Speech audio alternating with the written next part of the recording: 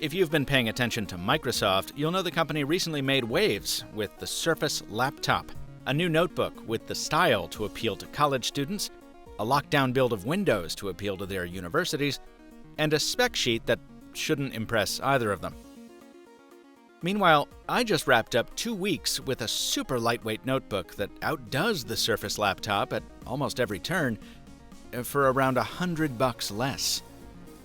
I'm Michael Fisher. This is the LG Gram for 2017, and this is the MrMobile Review.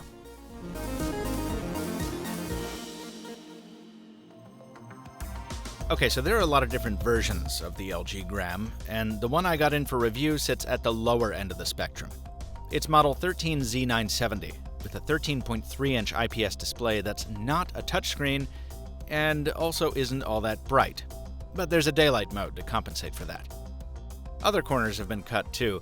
That display is only Full HD, which is serviceable but looks a bit fuzzy after a few months on a Surface Book. I know, I'm spoiled. Also, there's no Windows Hello to unlock with your face or a fingerprint. You've got to key in your password the old-fashioned way. And the speakers are bad. You ever accidentally leave your headphones plugged in and you keep jacking up the volume, wondering why the sound is so distant? Yeah, that's these speakers.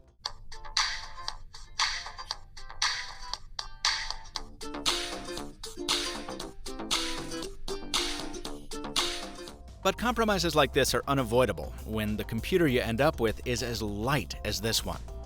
The Gram weighs in at just over 2 pounds. That's 1.7 pounds lighter than the hulking mass of the Microsoft Surface Book with Performance Base, and about the same weight as Apple's MacBook.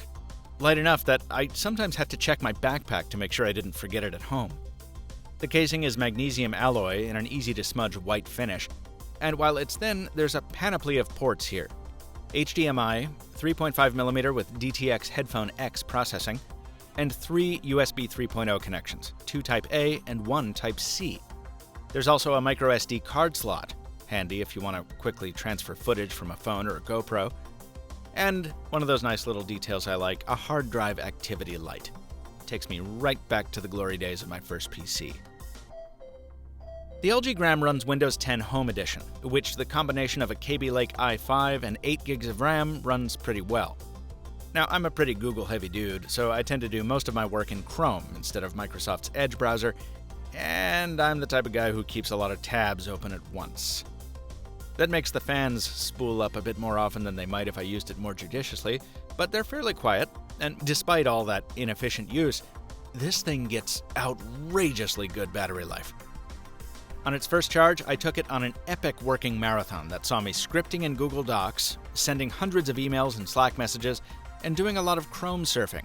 I kept the screen brightness between 40 and 60%, and I was connected to Wi-Fi the whole time. Under this kind of usage, the Gram took 12 hours and 40 minutes to give up the ghost. That's about half again as much staying power as I've ever gotten from the Surface Book. Road Warrior test passed. I held off on reading other reviews until this video script was almost complete, and I was surprised by how many reviewers were underwhelmed by the Gram. To be sure, I share their complaints about the slight flex in the cover and the kind of mushy keyboard and trackpad. I mean, after a few days on the Gram, typing on a more expensive machine again was definitely a relief. But to me, these are fair trade-offs. Ductility makes for a good drop resistance, more on that in a second, and there were bound to be button compromises on such a thin laptop. One thing I think everyone agrees on, though, is that the hinge is not the place for a webcam. This low placement will make even your skinniest friend look like a half-melted human gumdrop, and whoever put it here is mean and should feel bad. A few more dispatches from the Department of Details. LG's software control panel looks every bit like a program last updated in 2012, but it's also got some handy utilities like manual fan controls and a whole bevy of touchpad gestures. My favorite is the single-finger side-scrolling. For such a portable machine, it would have been nice to see an equally svelte charger, maybe even with USB-C, but instead you get a bulky brick with a proprietary pin.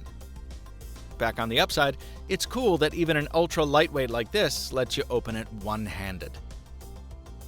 This machine wasn't designed to run bleeding-edge games at hair-on-fire frame rates, But during my time with it, I really had to abuse it to get it to bog down or lag.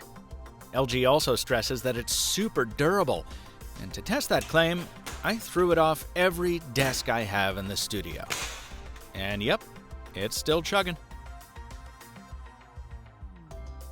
The LG Gram is not alone in what my colleague Daniel Rubino calls a sea of great laptops.